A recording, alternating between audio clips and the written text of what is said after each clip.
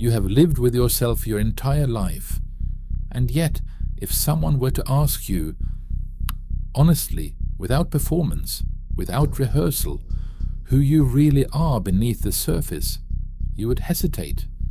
Not because you are stupid, not because you lack self-awareness, but because there are rooms inside you that you have never entered, doors you sealed shut years ago, and behind those doors something still breathes. Carl Jung had a name for what lives in those sealed rooms. He called it the shadow. Not evil, not a monster, not the villain of your story, something far more unsettling than that. The shadow is you, the version of you that you decided was not allowed to exist. To understand the shadow, you have to understand how you were built. When you were young, you learned something every child learns. You learned which parts of yourself were welcome in the world and which parts were not. Perhaps you were told that anger was dangerous, that sadness was weakness, that ambition was selfish, that desire was shameful, that wildness, loudness, strangeness, darkness, all of it had to go. And so you did what any child would do. You split yourself in two. One half, the acceptable half, became your public face. Jung called this the persona, the mask you wear so the world will let you in. The good student, the dutiful son, the agreeable colleague, the calm and collected version of yourself that everyone praises but no one truly knows. The other half, the banished half, did not disappear. It could not. You cannot destroy a part of your own psyche any more than you can cut off your own shadow in the afternoon sun. It simply went underground. Jung understood this with a kind of clinical clarity that still disturbs people. He said that the shadow is not some abstract metaphor. It is a living system within the unconscious, made up of every impulse, emotion, talent, and instinct that you were taught to reject. It is the bag you have been stuffing since childhood, and it grows heavier with every passing year. Here is the part most people miss. The shadow is not simply the bad stuff. It is the unlived stuff. The anger you never expressed, yes, but also the confidence you never claimed. The creativity you buried because someone once told you it was impractical. The grief you swallowed whole because there was no room for it at the dinner table. It is everything real about you that did not survive the audition for social acceptance. And the tragedy is this. The things you refuse to look at do not sit quietly in the dark. They gather force. They find other ways out. In 1886, Robert Louis Stevenson published a novella that became one of the most enduring myths of the modern age. Strange Case of Dr. Jekyll and Mr. Hyde. Most people think they know the story. A good man invents a potion that turns him evil. Two halves, one body.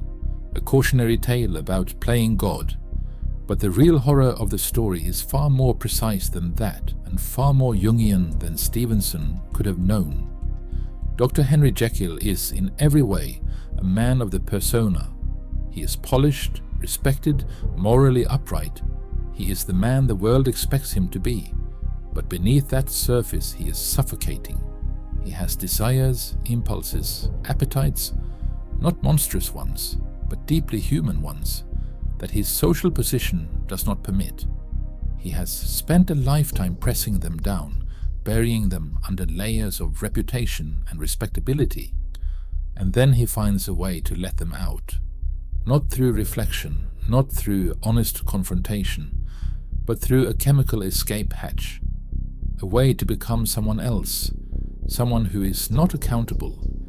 This is the critical detail. Jekyll does not create Hyde. Hyde was always there. He was living in the locked room of Jekyll's psyche, growing stronger with every year of repression.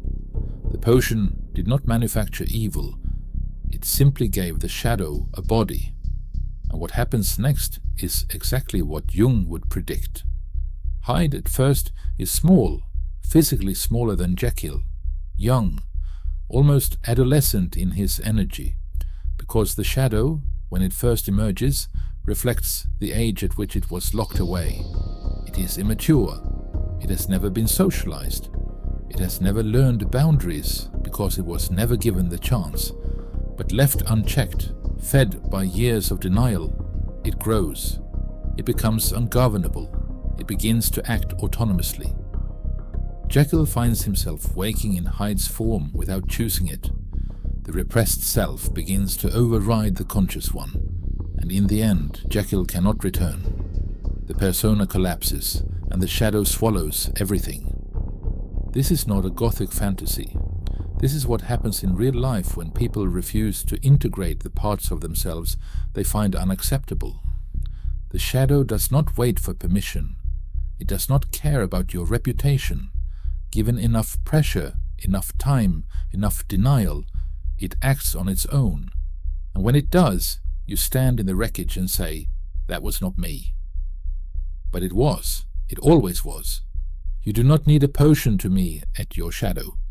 You meet it every time you lose your temper at someone who did not deserve it, and then cannot explain why.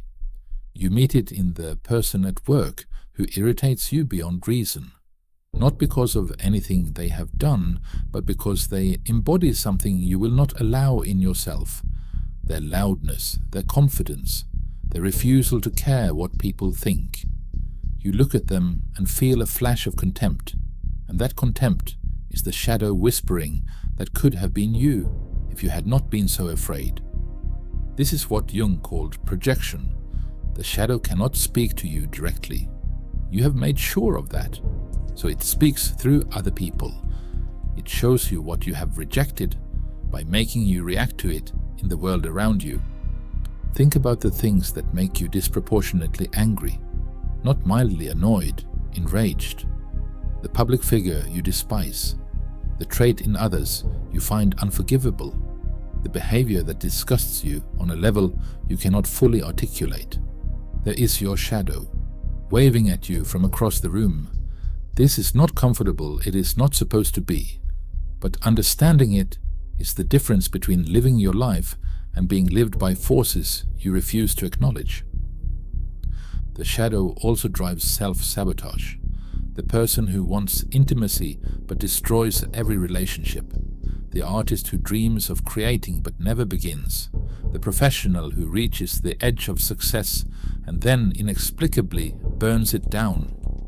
These are not failures of willpower. They are the shadow pulling the levers from below, enforcing the old childhood verdict. You are not allowed to have this. You are not allowed to be this. And the persona, the mask you built so carefully, becomes part of the problem. Because the stronger the mask, the stronger the shadow behind it. The more energy you spend performing goodness, control, agreeability, the more pressure builds on the other side. People who appear to have no darkness at all are often the ones carrying the most of it. The mask does not eliminate what it conceals, it compresses it. Jung put this plainly. He said that everyone carries a shadow, and the less it is embodied in the individual's conscious life, the blacker and denser it is. The people who insist they have no shadow are the ones most possessed by it. Jung never said the goal was to defeat the shadow.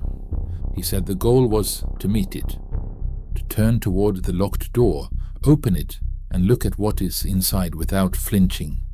Not to act on every buried impulse, not to unleash the repressed self without consequence, but to acknowledge it, to say, "I see you, I know you are there, and I understand why you were hidden." Because integration is not about becoming a worse person, it is about becoming a whole one. The irony is that the things we bury in the shadow are not only destructive, some of the most vital parts of who we are, our power, our grief, our capacity for joy, our creative fire, end up locked in the same cellar as the rage and the shame. When you refuse to look, you lose access to all of it. So the question is not whether you have a shadow. You do. Everyone does. The question is simpler than that and far more difficult to answer. What are you still keeping in the dark?